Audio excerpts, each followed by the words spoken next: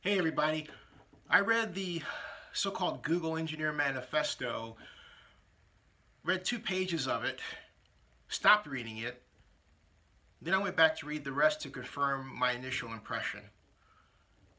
And my initial impression was solidified.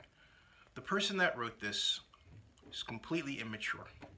Now I don't know how old they really are, but the 10-page document reflects a giant degree of immaturity. You know, it's easy to be in your own mind, you know, to be a legend in your own mind. Because when you're a legend in your own mind, you have that solitude of thought. You come up with an idea, and there's nobody to criticize it, or there's no pushback against it. Man, the world is just so nice. Cars are fast, they emit pollution, but you know what? The air is clear and clean. You've got summer days that last for weeks. Everything is just so nice. But then the ugly reality of the real world hits, and it's not like that at all.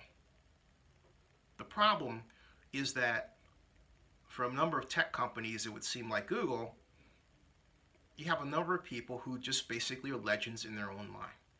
I had an exchange on Twitter with a man whose name I will not repeat, who's from the UK. And I admittedly chimed in first because I felt that his take was reflective of the manifesto. He said, to cut to the chase, among other things, that when he was a child, he created a programming language, but he couldn't explain it to anyone. And this was to back up the idea that men are into tech and not things, or into things and tech and not people. The manifesto guy wrote that women were into people and not things, which is completely stupid because anyone who's ever been to something like, well, let's use an example that may seem on the surface girlish, if you will, a fashion show. A fashion show is really about a thing. It's about a creation. It is about, if you will, a type of tech. It may not be thought of that way to someone like him or the Twitter person I have the engagement with, but to every buyer of fashion, the question is, do I want to put my money into that thing? I can go on and on and on with examples. Then, this person that I had the exchange with on Twitter continued to explain that I was in marketing, and therefore, from my perspective, marketing is about people and that they can understand that. Not knowing that I started my own company, tech company, Sports Business Simulations. I learned a very esoteric programming language along the way and didn't get as far as I could have because the company was underfunded, didn't have VC backing. I could use other examples as well. For that person, it was all that I had the exchange with. Just as is the case for the Google Engineer Manifesto, or it seems, it's all about them. Their point of view about you is correct. No, they didn't ask any questions. Their point of view about you is correct. That's it. They don't want to learn anything. And so what we get is a manifesto that has preconceived notions about women that don't even square with the truth, but do everything to indicate that this person is socially immature. Basically, is not properly socialized. If that person is reflective of Google engineers, then Google has a gigantic social problem. The way we get around this is to have people basically deal with the harsh realities of life. To deal with people who don't look like them, who don't think like them. To go through the hard facts that, as President Lincoln said, created America. And to learn how to communicate, to sell an idea to anybody, have one message that reaches a person and that brings them in as friends and allies, regardless of what they look like. If you don't have practice in doing that, you'll never do it.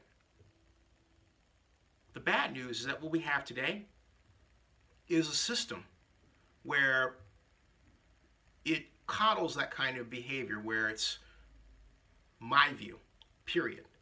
And that system and that problem, I might add, is not just one that's exhibited among tech males, like the person that wrote the Google Manifesto or the person I had the exchange with on Twitter, but women too.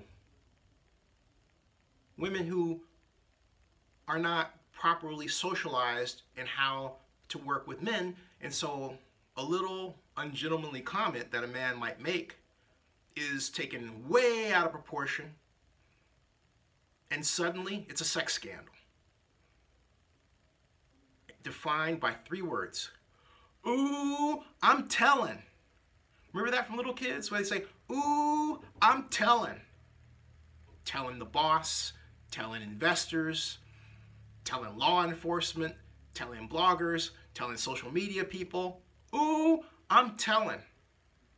And so we have this internal and external bureaucracy that fuels the ooh, I'm telling habit. And so you know what? The problem doesn't get solved at all because there's no one in that chain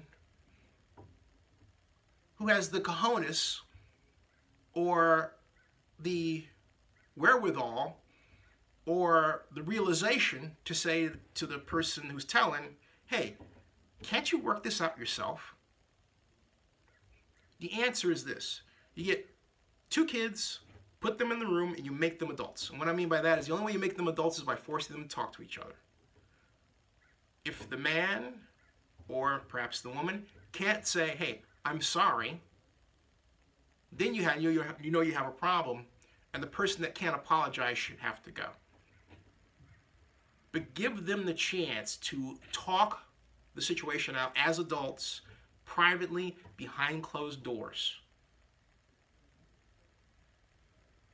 Period. And don't make it public at all.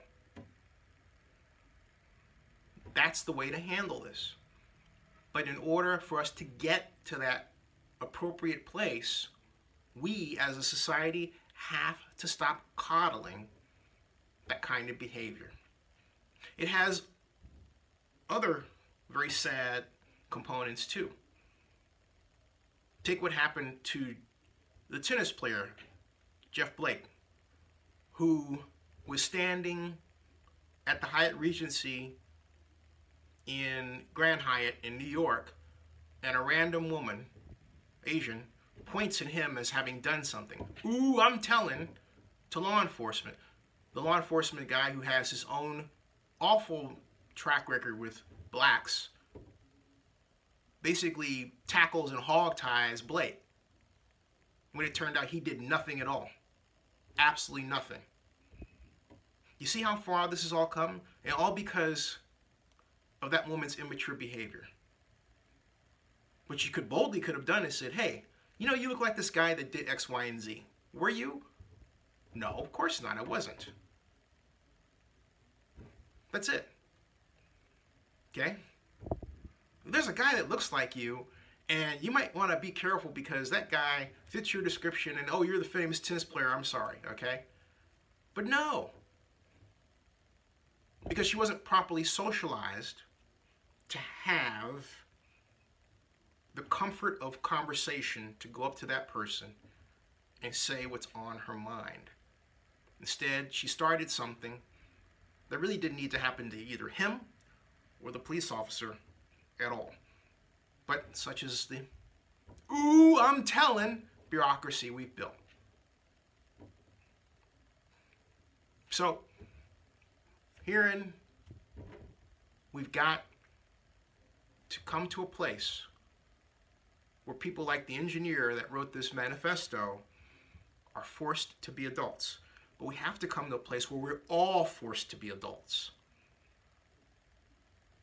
That person is unquestionably immature. But look at the environment that coddled him. Unless we want to change, we're going to get what we got.